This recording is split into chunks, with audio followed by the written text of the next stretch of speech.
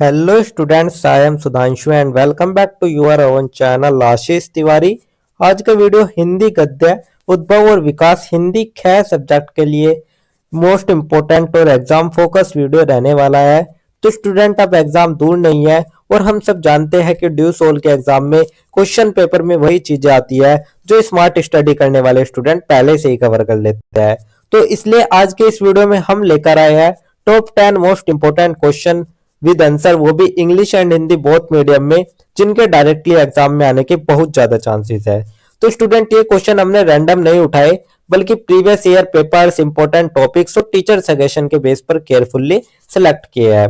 तो अगर आप ये 10 क्वेश्चन अच्छे से समझ लेते हो तो मान लो एग्जाम में 80 से 90% पेपर आपका यहीं से कवर आ जाएगा। तो स्टूडेंट अगर आप हमारे चैनल पर फर्स्ट टाइम विजिट कर रहे हो तो चैनल को सब्सक्राइब कर लीजिएगा, जिससे आने वाली और वीडियो की नोटिफिकेशन आपको सबसे पहले मिल जाए। और हाँ, इस वीडियो में एक स्पेशल गिव भी है आप सभी के लिए। तो स्टूडेंट वीडियो के बीच में हम कुछ क्वेश्चंस पूछेंगे, तो जो भी स्टूडेंट सबसे पहले और सभी करेक्ट आंसर देगा तो स्टार्टिंग के जो 3 स्टूडेंट्स होंगे उनको मिलेंगे हमारी तरफ से एब्सोल्युटली फ्री नोट्स। और तो स्टूडेंट आपको जो वीडियो है वो पूरी देखनी है, स्किप नहीं करना है, क्योंकि जो गिववे का क्वेश्चन है वो किसी भी मोमेंट पे आ सकता है। तो स्टूडेंट हमारे लेक्चर आपके लिए बिल्कुल फ्री है, लेकिन अगर आप इनके ही वेल ऑर्गेनाइज्ड नोट्स चाहते हो तो हमें उनके नोट पेड नोट्स भी हम अवेलेबल है। तो स्टूडेंट हिंदी और इंग्लिश दोनों ही मीडियम में आपको मिल जाएंगे। प्राइस भी बहुत स्टूडेंट फ्रेंडली है। तो अगर आप सिंगल 1 नोट्स लेते हैं तो उसका प्राइस ओनली 45 रुपीज है, और अगर आप एक से ज्यादा नोट्स लेते हैं तो उसका प्राइस आपको 40 रुपी पर नोट्स के अकॉर्डिंग पड़ जाता है। तो इसी तरीके से अगर जिन स्टूडेंट का 6 सब्जेक्ट का थ्योरी एग्जाम होता है, अगर वो अपने ऑल सब्जेक्ट का नोट्स लेना चाहता है तो आपको 5 नोट्स ही लेने पड़ेंगे, 1 नोट्स आपको फ्री में मिलेगा। ऐसे ही जिन सब्जेक्ट स्टूडेंट का 7 सब्जेक्ट का होता है उनको भी 6 लेने पड़ेंगे, 1 उनको भी फ्री मिलेगा। तो बस एक छोटा सा मैसेज करना है आपको गिवन नंबर पर, जो कि डिस्क्रिप्शन में दिया गया है। I need notes and notes आपको प्रोवाइड कर दिए जाएंगे। अदरवाइज अगर आपको नोट्स नहीं लेने हैं तो आप वीडियो लेक्चर भी देख सकते हैं। तो चलो हम शुरू करते हैं हमारे बीए प्रोग्राम के सेमेस्टर 3rd और 4th के हिंदी गद्य उद्भव और विकास हिंदी ख, जो कि हमारा जेनरिक इलेक्टिव का सब्जेक्ट है, इसके इंपोर्टेंट क्वेश्चन से। तो सबसे पहले हम इसके इंपोर्टेंट क्वेश्चन विद आंसर देख लेते हैं। तो स्टूडेंट यहाँ पर हमने एक क्वेश्चन को ही 2 टाइप से पूछा हुआ है, तो आपको कंफ्यूज बिल्कुल भी नहीं होना है। आपका इन दोनों टाइप में से जो भी क्वेश्चन आता है आपको उसको कमेंट बॉक्स में और हमारे जो हमारा एग्जाम कॉपी होती है उसमें आपको यही आंसर लिखना है, ताकि आपका कोई भी क्वेश्चन ना छूटे। तो आपको ये आंसर ही उस क्वेश्चन के लिए इनफ होगा। तो चलिए हम हमारा जो सबसे पहला क्वेश्चन देख लेते हैं। वो हमारा रहने वाला निबंध के स्वरूप पर प्रकाश डालिए अथवा निबंध की प्रमुख विशेषताओं की व्याख्या कीजिए। तो स्टूडेंट यहाँ पर हमसे 2 चीज पूछी गई है, निबंध का स्वरूप और सेकंड निबंध की विशेषता। तो स्टूडेंट चलिए इसका आंसर लिख लेते हैं। इसके आंसर में हम सबसे पहले एक छोटी सी प्रस्तावना लिखेंगे और प्रस्तावना में हम निबंध का महत्व लिख देंगे। तो जो निबंध है वो बहुत ही महत्वपूर्ण गद्य विधा मानी जाती है। इसमें जो लेखक होता है वो अपनी भावना, उसके साथ जो बीता है और उसके जो अनुभव है उन सभी को प्रभावशाली ढंग से प्रस्तुत करता है। तो निबंध का अर्थ हम एक तरीके से यही कह सकते हैं कि किसी विषय को बांधकर सुनियोजित रूप में प्रस्तुत करना, उसको ही हम निबंध कहते हैं। मान लीजिएगा आपका कोई सिलेबस है, उसमें जैसे पूरे चैप्टर अलग अलग है, तो अगर हम सभी चैप्टर को सीक्वेंस वाइज लगा के उनको एक ही फॉर्मेट में रख देंगे तो उसको ही आप एक तरीके से निबंध कह सकते हैं। तो जो निबंध है वो लेखक की बौद्धिक क्षमता का तो परिचायक होता ही है, साथ ही वो उसके दृष्टिकोण, चिंतन और भाषा शैली को भी प्रकट करता है। तो स्टूडेंट ये तो हमारी एक छोटी सी प्रस्तावना हो गई। प्रस्तावना के बाद जो हमारा नेक्स्ट टॉपिक आता है वो हमारा मुख्य भाग का आता है। तो सबसे पहले मुख्य भाग में हम निबंध का स्वरूप देखेंगे। तो जो हमारा निबंध का स्वरूप होता है, तो जो निबंध है वो व्यापक और लचीला होता है, यानी कि जो निबंध है वो बहुत ही विस्तृत यानी कि बड़ा होता है और लचीला होता है, पढ़ने में आसान होता है। तो इसमें जो लेखक होता है वो अपने विचार को स्वतंत्र रूप से लिख सकता है और वो किसी भी एक विषय पर हो सकता है। तो स्टूडेंट जो उसके विषय के विभिन्न पक्ष हो गए उस पर भी वो उसमें चर्चा करता है, लेकिन वो केंद्रित एक ही विषय पर होता है। तो निबंध में विषय की जो भूमिका होती है वो उसका विस्तार और अंत में निष्कर्ष का होना आवश्यक माना जाता है। यानी कि आप समझ लीजिएगा, आप जब भी जैसे इस तरीके से हम जो ये आंसर लिख रहे हैं ये भी हम एक निबंध टाइप में ही लिख रहे हैं। तो इसमें जो हमारा इंट्रोडक्शन यानी कि जो प्रस्तावना होती है और जो उसका अंत में जो निष्कर्ष होता है और बीच का जो मुख्य भाग होता है ये लिखना बहुत ही जरूरी होता है। तो इसी कारण जो निबंध है उसको एक सुव्यवस्थित गद्य रचना भी कहा जाता है। तो ये तो हमारे निबंध का स्वरूप हमने फर्स्ट पॉइंट हमारा कवर कर लिया। इसके बाद जो हमारा सेकंड पॉइंट था निबंध की विशेषताओं को लेकर, तो अब हम बात कर लेते हैं निबंध की प्रमुख विशेषताओं के बारे में। तो निबंध की प्रमुख विशेषता में जो हमारी सबसे पहली विशेषता आती है वो आती है विषय एकता। तो स्टूडेंट आप समझिएगा जो हमारा निबंध रहता है, मान लीजिएगा आपने कोई भी पहले निबंध देखा होगा, पर्यावरण के ऊपर निबंध है, तो आपका जो निबंध होगा वो किसी एक ही केंद्र के आसपास घूमता रहेगा। यानी कि पर्यावरण है तो वो हमारे पेड़ पौधे, हमारे जो उसके वातावरण है, जो हमारी वायु है, उन सभी के इर्द गिर्द वो घूमता है। तो इसमें सभी उपविचार उसी मूल भाव को स्पष्ट करने में सहायक होते हैं। तो स्टूडेंट यहाँ पर पहली विशेषता तो यही हो गई कि उसमें विषय एकता होती है, यानी कि एक अच्छा निबंध किसी एक केंद्रीय विचार के इर्द गिर्द घूमता है। वहीं पर हमारी जो दूसरी विशेषता आती है वो आती है विचारों की क्रमबद्धता, यानी कि इसमें जो विचार होते हैं वे बिना किसी कंफ्यूजन के तार्किक क्रम में प्रस्तुत किए जाते हैं। इससे जो निबंध है वो प्रभावशाली बन जाता है। तो यहाँ पर जो निबंध होता है, मान लीजिएगा आप जब भी निबंध देखते होगे तो उसको आप एक स्टोरी टाइप में ही देखते होगे, यानी कि आप सीक्वेंस वाइज सब चीज समझते होगे। मान लीजिएगा आप पर्यावरण को समझते हो, पर्यावरण का कोई भी निबंध है तो पर्यावरण का जो निबंध होगा इसमें आप सबसे पहले क्या समझते हो, सबसे पहले आप परिचय देखते हो, उसके बाद आप जो लिखते हो उसको, तो उसमें सबसे पहले आपको पर्यावरण का अर्थ बताया जाएगा। उसके बाद आपके पर्यावरण का जो कारण है, यानी कि जो हमारा पर्यावरण है उसका महत्व क्या है, उसका योगदान क्या है, इसी तरीके से सीक्वेंस वाइज हमारा तार्किक रूप में ये प्रस्तुत किया जाता है। इसके बाद जो हमारी निबंध की नेक्स्ट विशेषता आती है स्टूडेंट, वो आती है भाषा की सरलता और स्पष्टता। तो आप देखिएगा जब भी आप निबंध पढ़ते हैं या लिखते हैं तो आप देखते होंगे वो बहुत ही लॉन्ग होता है, और इतना लॉन्ग होने के बावजूद भी हम उसको आसानी से समझ लेते हैं। तो ऐसा क्यों? क्योंकि जो उसकी भाषा होती है वो बहुत ही सरल और स्पष्ट होती है। यानी कि जो निबंध की भाषा है वो विषय के अनुरूप ही होनी चाहिए। यानी कि अगर आप कोई विज्ञान से रिलेटेड आपका निबंध है तो उसमें वैज्ञानिक भाषा का उपयोग होना चाहिए, कोई हिंदी से रिलेटेड है तो उसमें हिंदी का शुद्ध रूप होना चाहिए। तो इसीलिए विचारात्मक निबंध में जो गंभीर भाषा होती है, जबकि जो हमारा वर्णनात्मक या भावनात्मक निबंध होता है उसमें सरल और प्रभावमय भाषा होती है।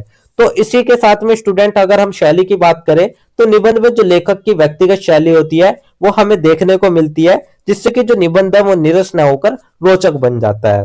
तो यही थी हमारी निबंध की विशेषता जो कि मैंने आपको बता दिया। इसके अतिरिक्त स्टूडेंट जो निबंध में तथ्य और उदाहरण होते हैं ये भी हमारी एक विशेषता के रूप में ही देखे जाते हैं। यानी कि आप जब भी देखें, आप कोई भी निबंध होते हो तो उसमें कुछ तथ्य होंगे, कुछ उदाहरण भी होंगे, तो उनका संतुलित प्रयोग, भाव और विचार का समन्वय तथा संक्षिप्तता के साथ पूर्णता भी आवश्यक गुण माने जाते हैं। तो आप एक तरीके से समझिएगा जो निबंध है एक स्वच्छ या शुद्ध निबंध वही होता है जो अत्यधिक ना तो लंबा हो और न ही इतना छोटा हो कि जो वो विषय है उसके बारे में पूरी इंफॉर्मेशन न मिल सके। तो इस यही कारण है कि जो निबंध है उसको गद्य की एक सशक्त और प्रभावी विधा माना जाता है।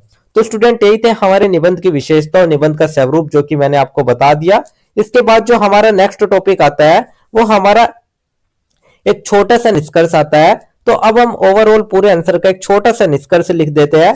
तो निष्कर्ष में ये कहेंगे कि जो निबंध है वो हिंदी साहित्य की एक महत्वपूर्ण गद्यविधा है। इसमें जो लेखक है वो अपने विचार को स्वतंत्र रूप से लिख सकता है, और इसका जो स्वरूप है और इसकी जो विशेषता है जैसे कि विषय एकता, क्रमबद्धता, सरल भाषा, तो ये इन्हीं प्रमुख विशेषताओं के कारण ही जो निबंध है वो अन्य गद्यविधाओं से अलग हो जाता है। तो जो हमारे निबंध है वो साहित्यिक अभिव्यक्ति का तो माध्यम है ही, साथ ही वो पाठक के ज्ञान और चिंतन को भी समृद्ध करता है। तो इसी कारण जो निबंध का स्थान है हिंदी साहित्य में वो बहुत ही महत्वपूर्ण हो जाता है। तो यही था हमारा एक छोटा सा निष्कर्ष जिसके साथ ही हमारा आंसर नंबर फर्स्ट भी कंप्लीट होता है। तो यही था हमारा आंसर नंबर फर्स्ट। इसके बाद जो हमारा नेक्स्ट क्वेश्चन आता है स्टूडेंट वो हमारा क्वेश्चन नंबर 2 आता है। तो अब हम देख लेते हैं क्वेश्चन नंबर 2 के बारे में। तो क्वेश्चन नंबर 2 में हमसे पूछा गया है आकाशदीप कहानी की मूल संवेदना पर प्रकाश डालिए अथवा आकाशदीप कहानी के मूल में चंपा का चरित्र चित्रण लिखिए। तो यहाँ पर हमें आकाशदीप कहानी के बारे में लिखना है। तो चलिए इसकी आंसर में सबसे पहले एक प्रस्तावना लिख देंगे, और प्रस्तावना में आपको लिख देना है कि जो भी आपसे कहानी पूछी गए वो किस लेखक की है, उसके बारे में उस कहानी का एक छोटा सा इंट्रोडक्शन आपको लिख देना है। जैसे कि यहाँ पे लिखा गया है कि जो हमारी आकाशदीप कहानी है ये हमारी जयशंकर प्रसाद की कहानी है, और जो ये कहानी है इसमें मानवीय संवेदना, करुणा, त्याग और आत्म बलिदान हमें देखने को मिलता है। और इसमें जो मुख्य पात्र में अगर हम बात करें तो चंपा नामक इसमें एक स्त्री पात्र है, और उसके बारे में जो हमें लिखना है, उसका चरित्र चित्रण हमें करना है। तो इसी तरीके से जो आकाशदीप है वो केवल एक कथा नहीं बल्कि मनुष्य के भीतर की छिपी करुणा और निस्वार्थ प्रेम की एक अभिव्यक्ति भी है। तो ये तो हमारा एक छोटी सी प्रस्तावना हो गई। प्रस्तावना के बाद जो हमारा नेक्स्ट टॉपिक आता है वो हमारा मुख्य भाग का आता है। तो मुख्य भाग में सबसे पहले हम बात करेंगे आकाशदीप कहानी की मूल संवेदना के बारे में। तो इसकी जो मूल संवेदना है वो टोटली करुणा, त्याग और मानवता पर आधारित है। यहाँ पर जो कहानी है उसका जो वातावरण है वो एक तरीके से दुख भरी कहानी और व्यवस्था के रूप में आप इसको देख सकते हो, लेकिन इसके जो हमारे अंदर, इसके अंदर जो मानवीय संवेदना है उसकी एक उज्जवल ज्योति भी जलती रहती है। तो स्टूडेंट, ये जो ज्योति है ये चंपा के चरित्र के माध्यम से पाठकों के सामने आती है, यानी कि जो चंपा का जीवन होता है वो बहुत ही दुख भरा होता है। वो उन दुखों को सामना करते हुए दूसरों के लिए फिर भी सोचती है, और यही भावना कहानी की मूल आत्मा है। ओवरऑल आप यही कह सकते हैं कि जो आकाशदीप कहानी की मूल संवेदना है वो करुणा, त्याग और हमारा जो एक तरीके से एक आप कह सकते हो कि एक दुख भरी कहानी के ऊपर ये बेस है। तो यहाँ पर अगर हम चंपा के चरित्र चित्रण की बात करें तो यहाँ पर जो चंपा है वो एक साधारण स्त्री होती है, लेकिन वो फिर भी जो उसके गुण है वे एक साधारण स्त्री से अलग होते हैं। तो उसके जीवन में बहुत सारी कठिनाइयां, बहुत सारी पीड़ा और बहुत सारा अकेलापन है, लेकिन उसके इतना सब कुछ होने के बावजूद भी उसका जो मन है उसमें अहंकार या ईर्ष्या की कोई भी भावना नहीं है। वो किसी के प्रति भी कटु नहीं है।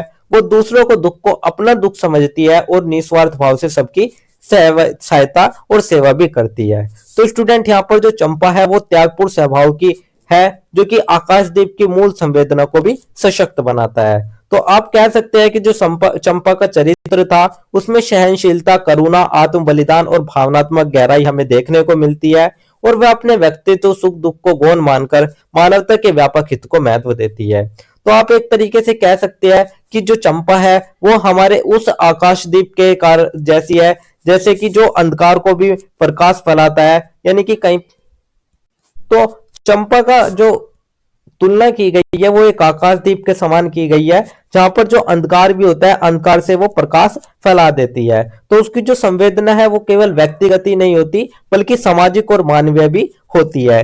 तो यही था हमारा चंपा का चरित्र चित्रण। तो एक तरीके से हम कह सकते हैं कि जो चंपा का चरित्र है वो ही इस कहानी का मूल है, और इसी के माध्यम से जो हमारे प्रसाद जी है उन्होंने, जयशंकर प्रसाद जी ने ये बताया कि सच्ची मानवता भारी परिस्थितियों से नहीं बल्कि जो हमारे मन की अंदर की संवेदना होती है उससे ही जन्म लेती है। तो जैसे कि चंपा के जीवन में बहुत सारी कठिनाइयां थी, उसके बावजूद भी वो दूसरों को अपना हित में सोचती थी, उनके बारे में, दूसरों के दुख को अपना दुख समझती थी।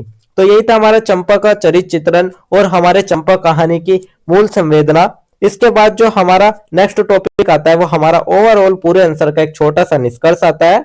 तो ओवरऑल आप निष्कर्ष में यही कह सकते हैं कि जो आकाशदीप कहानी है उसका जो मूल संवेदना है वो मानवीय करुणा और त्याग है, और जो चंपा का चरित्र चित्रण है उसमें कोमलता, सहनशीलता और निस्वार्थ प्रेम का प्रतीक हमें देखने को मिल जाता है। तो उसका जो चरित्र है उसके माध्यम से जो हमारे जयशंकर प्रसाद जी है उन्होंने कहा है कि अगर हमारे मन में कोई ऐसी भावना है दूसरों के प्रति हित की, तो जो हमारी अंधकार में परिस्थितियां होगी उसमें भी मानवीय संवेदना का दीपक जलाया जा सकता है। तो इसी कारण जो आकाशदीप है वो एक प्रभावशाली और भावनात्मक कहानी बन जाती है। तो यही था हमारा एक छोटा सा निष्कर्ष, जिसके साथ ही हमारा आंसर नंबर 2 भी कंप्लीट होता है। इसके बाद जो हमारा नेक्स्ट क्वेश्चन आता है वो हमारा क्वेश्चन नंबर 3 आता है। तो क्वेश्चन नंबर 3 में हमसे पूछा गया है, परिंदे कहानी के आधार पर लतिका की चारित्रिक विशेषताओं का उल्लेख कीजिए अथवा परिंदे कहानी का सार लिखिए। तो चलिए इस आंसर की भी शुरुआत कर लेते हैं, और इसके आंसर में भी हमें इस तरीके से लिखना है कि जो परिंदे कहानी है वो किसके द्वारा लिखी गई। स्टूडेंट, जो हमारी ये कहानी है ये हमारे निर्मल वर्मा के द्वारा लिखी गई है, और इसमें जीवन की ऊब, अकेलापन, असंतोष और भावनात्मक रिक्तता को दर्शाया गया है। तो यहाँ पर जो केंद्रीय पात्र आता है इस कहानी का वो आता है लतिका, और इसी के माध्यम से जो लेखक है उसने आधुनिक शिक्षित नारी को मानसिक स्थिति और उसकी अलझनों को, उसकी आंतरिक बेचैनी को प्रस्तुत किया। तो ये एक प्रतीकात्मक कहानी है जिसमें कि जो परिंदा है वो स्वतंत्रता और उड़ान का प्रतीक माना जाता है। तो स्टूडेंट यही था हमारा एक छोटा सा निष्कर्ष, सॉरी एक छोटी सी प्रस्तावना। इसके बाद जो हमारा नेक्स्ट टॉपिक आता है वो हमारा मुख्य भाग का आता है। तो मुख्य भाग में हम सबसे पहले बात कर लेते हैं परिंदे कहानी का सार, यानी कि जो परिंदे कहानी है वो किस तरीके से लिखी हुई है। तो परिंदे कहानी में जो लतिका के व्यक्तित्व और उसकी मानसिक दशा है उसके इर्द गिर्द ये घूमता है। यानी कि जो लतिका थी इसमें वो एक शिक्षित, संवेदनशील और विचारशाली स्त्री थी, लेकिन उसका जो जीवन था उसमें बहुत ही सारे असंतुष्ट थी, बहुत ही पाबंदियां थी। तो वो अपने आसपास के लोगों और परिस्थितियों से जुड़ नहीं पाती थी, क्योंकि उसके अंदर एक अलग ही बेचैनी और एक अलग ही असंतोष बना रहता था। तो यही हमारी कहानी का मूल भाव था।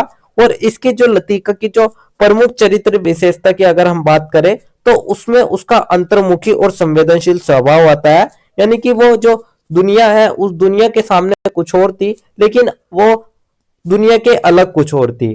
तो वो अपने जीवन को एक बंधन के रूप में अनुभव करती थी और स्वतंत्रता की आकांक्षा रखती थी। जिस तरीके से जो आकाश में परिंदे होते हैं, जो पक्षी होते हैं, वे उड़ते हैं, वह उन्हीं को खुद को समझकर उनसे उनको अपने को जोड़ लेती थी ताकि वो भी मुक्त होने की इच्छा रख सके। तो स्टूडेंट लतिका की एक अन्य विशेषता ये भी है कि उसकी जो भावनात्मक है स्थिरता है वो निर्णय नहीं ले पाती थी और न ही अपने जीवन को स्पष्ट दिशा में ले जा पाती थी। यानी कि वो अपने लाइफ के डिसीजन खुद नहीं ले सकती थी। उसके जो संबंध थे वो बहुत ही सतही थे और उनके संबंधों में किसी भी प्रकार की दूरी बनाए रखती थी। यानी कि वो किसी से भी इतना मतलब नहीं रखती थी। और ये जो दूरी थी ये आधुनिक जीवन की यांत्रिकता और एकाकीपन को भी प्रकट करती है। तो यहाँ पर स्टूडेंट जो लतिका का चरित्र है वो आधुनिक नारी का प्रतीक माना जाता है, जो कि भौतिक रूप से स्वतंत्र होते हुए भी मानसिक रूप से बंधी हुई होती है। तो उसके जीवन में कोई भी विद्रोह नहीं है, कोई भी पाबंदियां नहीं है, कोई भी संतोष नहीं है। यानी कि वो चुपचाप अपने मन में ही घुटती रहती थी और यही कारण था कि जो उसका व्यक्तित्व था वो करुण और यथार्थपरक बन जाता था। तो यही था हमारा लतिका का चरित्र चित्रण। इसके बाद जो हमारा नेक्स्ट टॉपिक आता है वो हमारा एक छोटा सा निष्कर्ष आता है। तो ओवरऑल हम निष्कर्ष में यही कह सकते हैं कि जो हमारी परिंदे कहानी है ये हमारे आधुनिक जीवन की मानसिक त्रासदी की कहानी है। और इसमें जो लतिका का चरित्र है वो हमें इस तरीके से नारी की संवेदनशीलता, अकेलेपन और स्वतंत्रता को अभिव्यक्त करता है। और उसकी जो विशेषता है, चारित्रिक विशेषता है, जैसे कि संवेदनशीलता हो गई, अंतर्द्वंद हो गई, असंतोष हो गया, तो यही सभी हमारे कहानी के सार को भी स्पष्ट करती है। तो इसी तरीके से जो हमारी परिंदे कहानी है वो एक गहन मनोवैज्ञानिक और प्रतीकात्मक कहानी भी बन जाती है।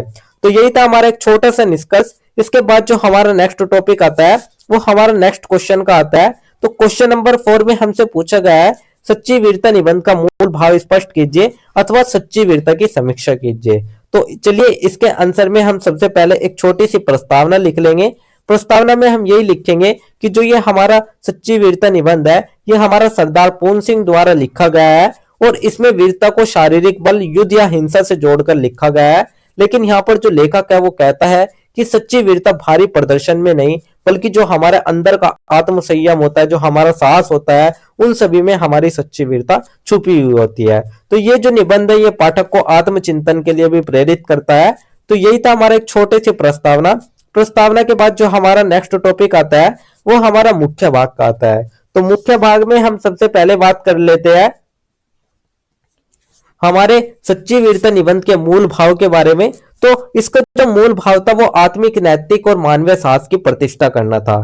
तो यहाँ पर जो लेखक है वो कहता है कि कोई भी साहस दिखाना यानी कि तलवार उठाना और शत्रु का संहार करना ही हमारा केवल वीरता नहीं है, बल्कि जो हमारी अंदर की कमजोरियां है उनको सुधारना और उन पर विजय पाना ही हमारी सच्ची वीरता है। तो जैसे कि हमारा क्रोध हो गया, हमारा लोभ हो गया, इनको समाप्त करना ही एक सच्ची वीरता है। इन पर नियंत्रण रखना ही कई अधिक कठिन और महान कार्य है।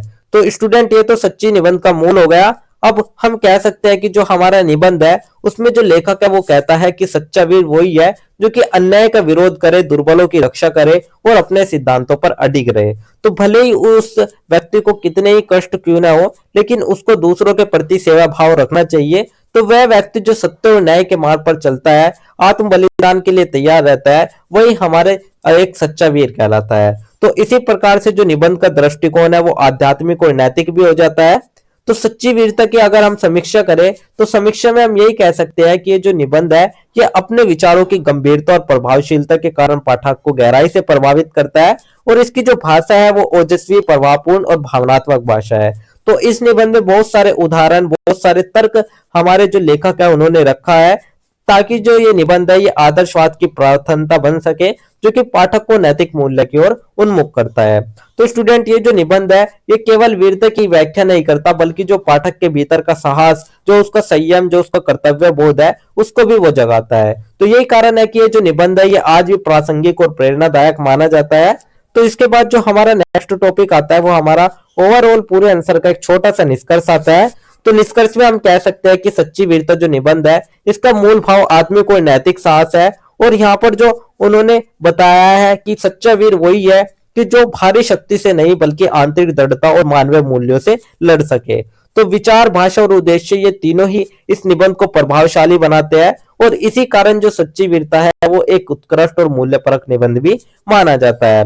तो यही था हमारा एक छोटा सा निष्कर्ष। इसके बाद जो हमारा नेक्स्ट क्वेश्चन आता है वो हमारा क्वेश्चन नंबर 5 आता है। तो अब हमारा क्वेश्चन नंबर 5 आता है। क्वेश्चन नंबर 5 में हमसे पूछा गया है जुबान निबंध का प्रतिपाद लिखिए अथवा जुबान निबंध की मूल भाव स्पष्ट कीजिए। तो यहाँ पर हमसे पूछा गया है जुबान निबंध के बारे में। तो इसके भी हम प्रस्तावना में उत्तर में सबसे पहले प्रस्तावना लिखेंगे, जिसमें हम लिखेंगे जुबान निबंध जो ये है ये हमारा बालकृष्ण भट्ट द्वारा लिखा गया है। और इसमें जो जुबान है वो मनुष्य की पहचान, उसके संस्कार और उसके चरित्र के रूप में बताई गई है। तो स्टूडेंट, उन्होंने कहा है कि अगर हम जुबान को गलत रखेंगे तो हमारा जो समाज पर प्रभाव है वो वैसा ही पड़ेगा, यानी कि जो हमारा व्यवहार है वो हमारी जुबान पर निर्धारित करता है। तो यही थी हमारी एक छोटी सी प्रस्तावना। इसके बाद हमारा मुख्य भाग आता है। मुख्य भाग में हम देखेंगे कि जो जुबान निबंध का प्रतिपाद है वो वाणी की शक्ति और उसके सदुपयोग के लिए है। तो यहाँ पर जो लेखक है वो कहता है कि जुबान मनुष्य को ऊंचाई पर भी पहुंचा सकता है और वो उसे नीचे भी गिरा सकता है। तो अगर हमारी जो जुबान है वो अच्छी और सत्यपूर्ण रहेगी तो हम सम्मान प्राप्त करेंगे, लेकिन अगर वहीं पर जो हमारी ये जुबान है ये कटु और असत्य होगी तो उसमें ही हम जो हमारी जो समाज में इज्जत है, जो हमारा सम्मान है वो बहुत ही कम हो जाएगा।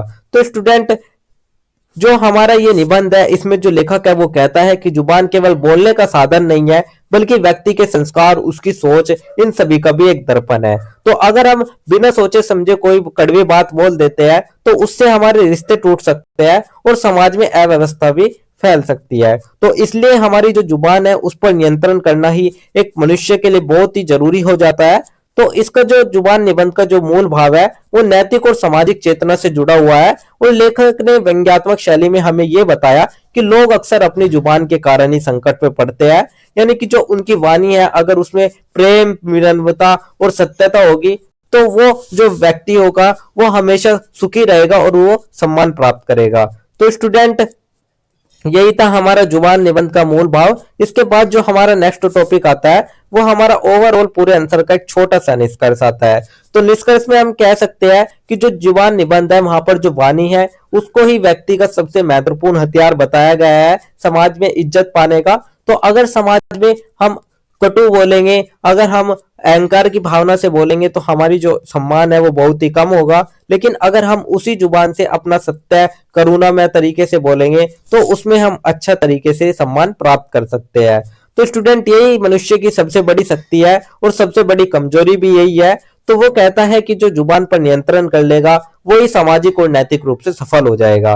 तो स्टूडेंट, इसी प्रकार से जो जुबान निबंध है वो एक शिक्षाप्रद, व्यंग्यात्मक और सार गर्भित रचना भी बन जाता है।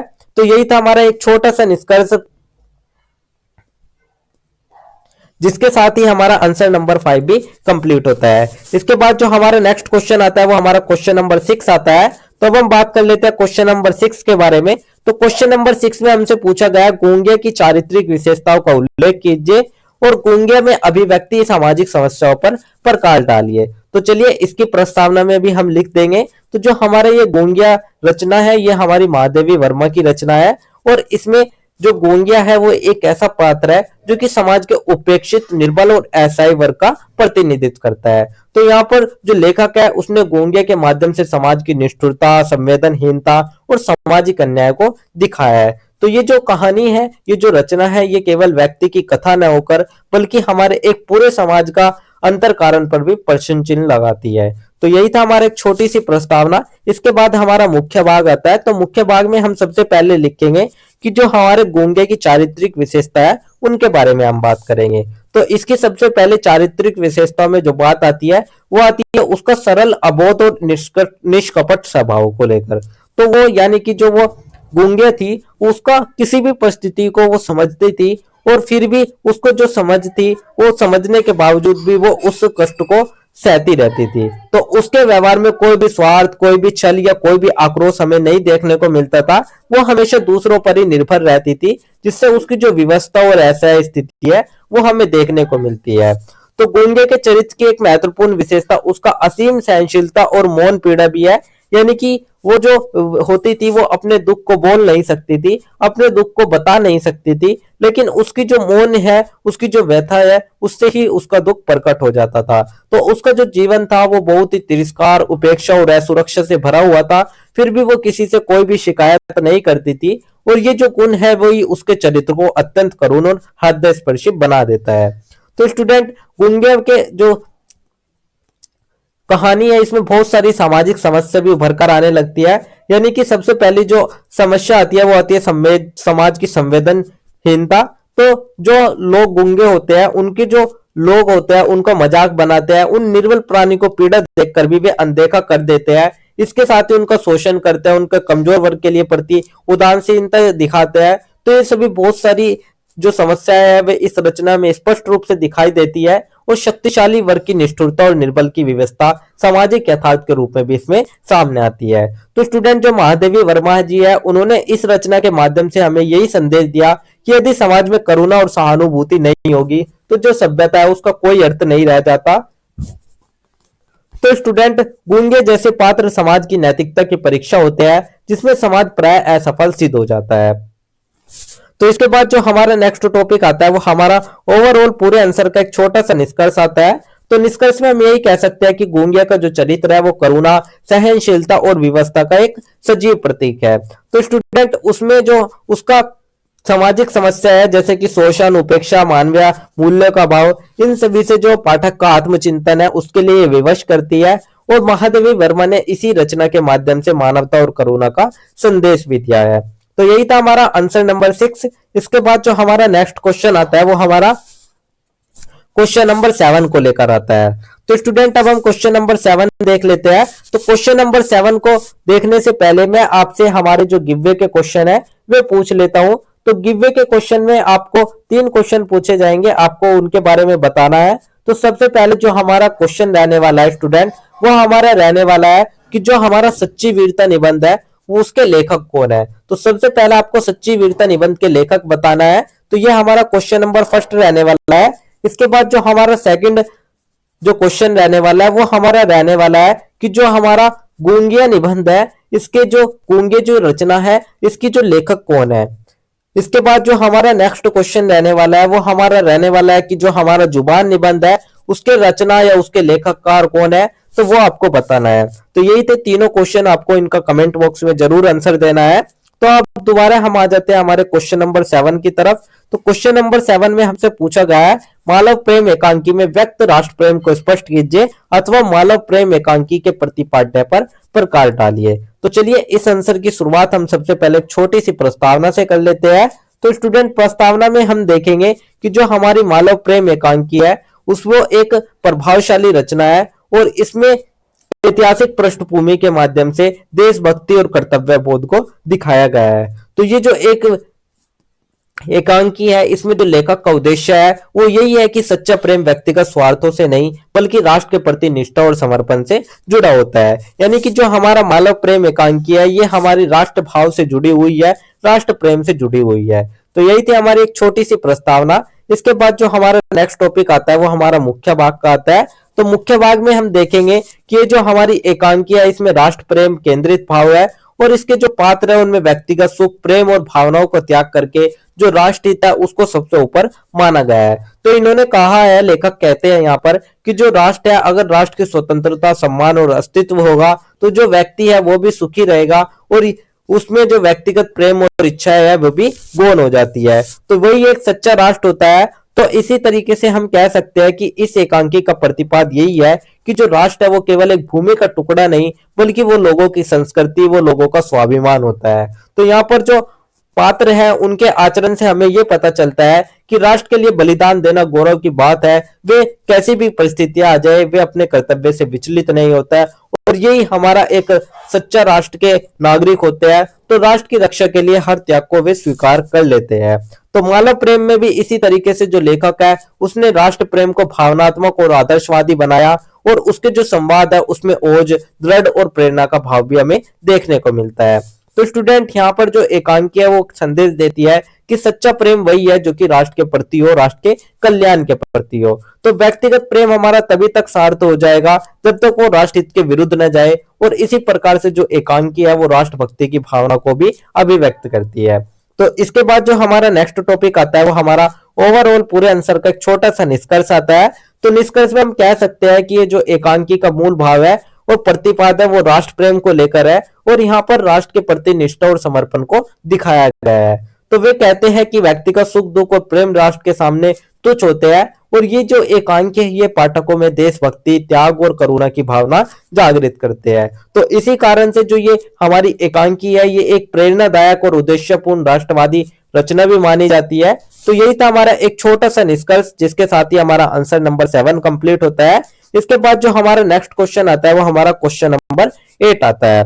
तो क्वेश्चन नंबर 8 में अगर हम सबसे पहले बात करें संस्मरण का सामान्य परिचय दीजिए अथवा संस्मरण की प्रमुख विशेषताओं का वर्णन कीजिए। तो यहाँ पर हमें संस्मरण के बारे में बताना है। तो चलिए इसका आंसर लिख लेते हैं। इसके आंसर में सबसे पहले एक छोटी सी प्रस्तावना लिखेंगे जिसमें हम लिखेंगे कि जो संस्मरण है उसमें जो लेखक होता है वो अपने जीवन से जुड़े किसी भी व्यक्ति, किसी भी घटना या किसी भी स्थान के बारे में लिखता है। तो संस्मरण केवल घटना का ही विवरण नहीं होती बल्कि उसमें लेखक की अनुभूति, दृष्टिकोण और भावनाएं भी रहती है।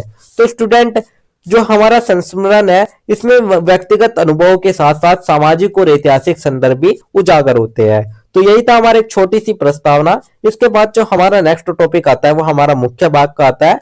तो मुख्य भाग में हम कह सकते हैं कि जो संस्मरण है वो एक ऐसी स्मृति पर आधारित गद्य रचना है जिसमें कि हमारे जो भविष्य और जो हमारे भूतकाल की घटनाएं हैं उनको हम वर्तमान चेतना के साथ जोड़ते हैं। तो यहाँ पर जो लेखक होता है वो स्वयं कथावाचक होता है और वो अपनी अभिव्यक्तियों, अपनी अनुभूतियों को अभिव्यक्त करता है। तो इसमें जो कल्पना होती है उसकी जगह, कल्पना की जगह यथार्थ का अधिक महत्व होता है। लेकिन यहाँ पर जो भावनात्मक प्रस्तुति होती है वो इसे साहित्यिक बना देती है। तो अगर हम संस्मरण की विशेषताओं के बारे में बात करें तो इसकी सबसे पहली जो विशेषता आती है वो आती है आत्मीयता और भावनात्मकता। यानी कि जब भी हम संस्मरण को पढ़ते हैं तो उसमें लेखक के जो अनुभव होते हैं वे हमें एक आत्मीय संबंध स्थापित करते हैं। सेकंड जो विशेषता आती है वो आती है सत्यता और विश्वसनीयता। यानी कि जो ये संस्मरण होते हैं ये हमारे वास्तविक घटनाओं पर होते हैं, इसमें किसी भी तरह का कोई भी कल्पना का इशू नहीं रहता है। तो इसी के अतिरिक्त जो संस्मरण है उसमें व्यक्तिगत दृष्टिकोण का भी विशेष महत्व होता है। तो एक ही जो घटना है वो अलग अलग लेखक अलग अलग दृष्टि से प्रस्तुत करते हैं और इसकी जो भाषा होती है वो सरल, प्रभावपूर्ण और प्रभावशाली होती है। साथ ही इसमें जो शैली का प्रयोग होता है वो भावनात्मक शैली का प्रयोग होता है जिससे कि जो रचना है वो जीवंत भी बन जाती है। तो स्टूडेंट हम कह सकते हैं जो हमारा संस्मरण है उसकी एक और विशेषता ये है कि ये सामाजिक और ऐतिहासिक परिवेश की झलक दिखाती है और इसमें जो लेखक होता है वो अपने समय की परिस्थितियां, अपने जीवन मूल्यों और सामाजिक यथार्थ को भी प्रस्तुत कर देता है। तो इसके बाद जो हमारा नेक्स्ट टॉपिक आता है वो हमारा ओवरऑल पूरे आंसर का एक छोटा सा निष्कर्ष आता है। तो निष्कर्ष में हम कह सकते हैं कि जो संस्मरण है वो स्मृति और अनुभूति पर आधारित होती है और इसकी विशेषता है आत्मीयता, सत्यता, भावनात्मक और व्यक्तिगत दृष्टिकोण। अगर हम इसके माध्यम से जो संस्मरण होता है इसके माध्यम से जो पाठक है वो लेखक के जीवन को तो लिखता ही है बल्कि उस युग को जो समाज है उस युग के समाज को भी समझ पाता है। तो इसी कारण से जो संस्मरण है उसका हिंदी साहित्य में एक महत्वपूर्ण स्थान बन जाता है। तो यही था हमारा एक छोटा सा निष्कर्ष जिसके साथ ही हमारा आंसर नंबर 8 भी कंप्लीट होता है। तो यही था हमारा आंसर नंबर 8। इसके बाद जो हमारा नेक्स्ट क्वेश्चन आता है क्वेश्चन नंबर 9। तो क्वेश्चन नंबर 9 में हमसे पूछा गया है निम्नलिखित अंशों की सप्रसंग व्याख्या कीजिए। तो ये एक क्वेश्चन आपका डेफिनेटली आता ही आता है, आपको सप्रसंग व्याख्या करना होता है। आपको इस टाइप से कोई भी पैराग्राफ दे दिया जाता है और उस पैराग्राफ की आपको व्याख्या करनी होती है। तो मैं आपको एक बार फॉर्मेट बता देता हूं, आपको फॉर्मेट यही लिखना है और बाकी आपको लिख देना है अपने तरीके से। तो सबसे पहला जो हमारा इसमें फॉर्मेट रहने वाला है, तो आपको जब भी ये पैराग्राफ मिले प्रसंग व्याख्या का, तो आपको सबसे पहले इसका अंश लिखना है, वो अंश बताना है, यानी कि अंश में आप लिखेंगे कि जो ये पैराग्राफ है ये आखिर किस चैप्टर से यानी कि किस कहानी से लिया गया है। तो जैसे कि ऊपर वाला जो हमारा पैराग्राफ है वो परिंदे कहानी से लिया गया है, यहाँ पर हमने लिखा। फिर इसका प्रसंग लिख देंगे। तो प्रसंग में आप क्या लिखेंगे, प्रसंग में आपको यही बताना है कि जो ये कहानी है किस कहानी से लिया गया है और उसके लेखक कौन है। तो यहाँ पर जो गद्यांश है वो हमारा निर्मल वर्मा की परिंदे कहानी से लिया गया है, जिसके बारे में हमने ऊपर भी पढ़ा। तो यहाँ पर वे बता देते हैं कि इस कहानी की जो विशेषता होती है, यानी कि जो एक तरीके से इंट्रोडक्शन होता है, वो आप उसको बता सकते हैं। उसके बाद आपको व्याख्या करनी है। तो व्याख्या में आपको क्या करना है, आपका जो ये पैराग्राफ है उसका मतलब क्या है, वो कहना क्या चाहता है, वो आपको लिख देना है। तो जैसे यहाँ पर है, लेखक कहता है कि लतिका स्वयं को खिसियाई हुई महसूस करती है क्योंकि उसे लगता है कि उसके वहां आ जाने से दूसरों का आनंद भंग हो गया है। तो इसी तरीके से आपको व्याख्या कर देनी है।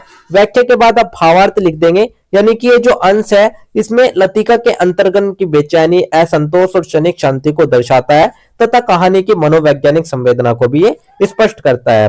तो स्टूडेंट इसी तरीके से आपको इतने टाइप में लिख देना है। सबसे पहले आपको अंश लिखना है, फिर प्रसंग लिखना है, फिर व्याख्या और फिर भावार्थ। इसी तरीके से आपको सेकंड भी लिख देना है। आपसे अथवा करके पूछा जाएगा, आपको कोई भी एक लिखना होता है। जैसे हमने इसमें अंश में जुबान निबंध से लिखा, फिर इसका प्रसंग लिख दिया जो कि बालकृष्ण भट्ट के जुबान निबंध से लिखा गया है, फिर उसकी व्याख्या कर दी और उसके बाद उसका भावार्थ लिख दिया। तो इसी तरीके से आपको आंसर नंबर 9 लिखना है। इसके बाद जो हमारा नेक्स्ट क्वेश्चन आएगा वो हमारा क्वेश्चन नंबर 10 आएगा।